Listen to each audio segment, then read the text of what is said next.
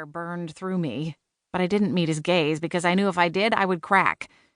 Instead, I cast Sandra a polite smile through pinched lips and set my fork aside. That's a very kind offer. It wasn't a decline, but it wasn't exactly an acceptance either. If you'll excuse me, I just need to visit the ladies' room for a moment. This time, I met Clint's dark, hazel eyes. The faint lines at his eyes crinkled as he cringed.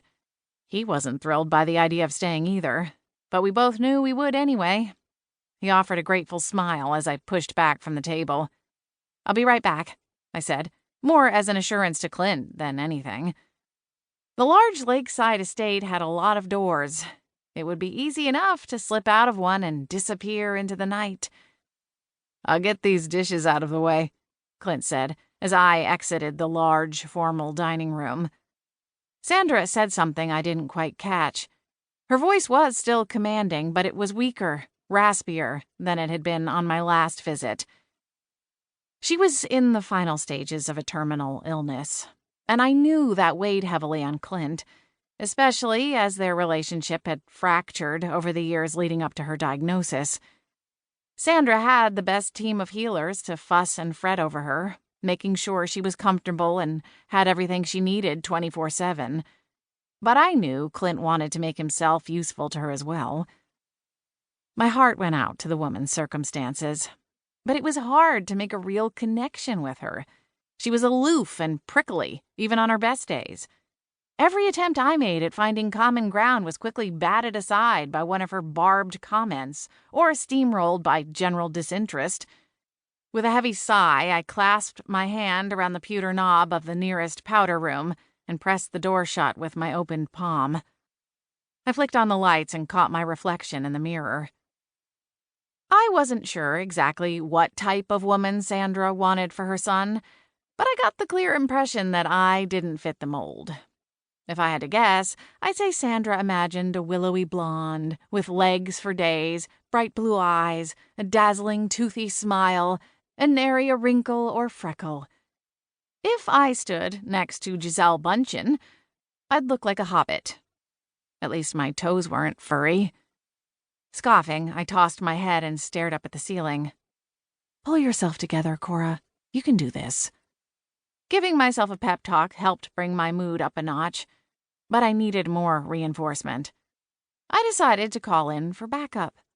Liana answered on the second ring with a chipper, "Hey, lady." "Hey," I replied, keeping my voice quiet. "Why are you whispering?" Liana asked. "I'm still at Clint's mom's house," I said as I crossed the small room. I put the lid of the toilet seat down and parked my rear on it. "Oh, that's right," Liana declared. "I forgot that was tonight. How's it going?" I hunched over and dug my elbows into my thighs, chewing on my bottom lip. "I'm contemplating whether or not I could fit through the window in the powder room." Liana snorted. "That bad, huh?" "It's just a little daunting. Sandra barely said a word through the meal. She just kind of stares at me, like I'm on display in a zoo or something." "How's Clint doing?"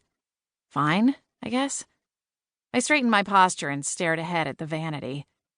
He's used to her judgment, though. I tugged at my constricting stockings that refused to yield even the slightest bit. I can't wait to get home and jump into leggings. I readjusted the black pumps on my feet. You have no idea how badly my heels are killing me. I'm getting blisters just looking at these shoes. Liana giggled. "Oh, come on. It's fun to get dressed up every now and then." I released a scoffing snort from the back of my throat. "Easy for you to say. You look cute in anything. You could wear a garbage bag and make it look good." "Honey, I'm a fashionista, not a miracle worker," Liana retorted with a laugh. "I don't want to go back out there. If you don't, they might come looking for you to make sure you didn't fall in." I rolled my eyes. "Stop it." "You can do this," Liana said. "Is that the best you can come up with?" I whispered, trying to calm my pounding heart.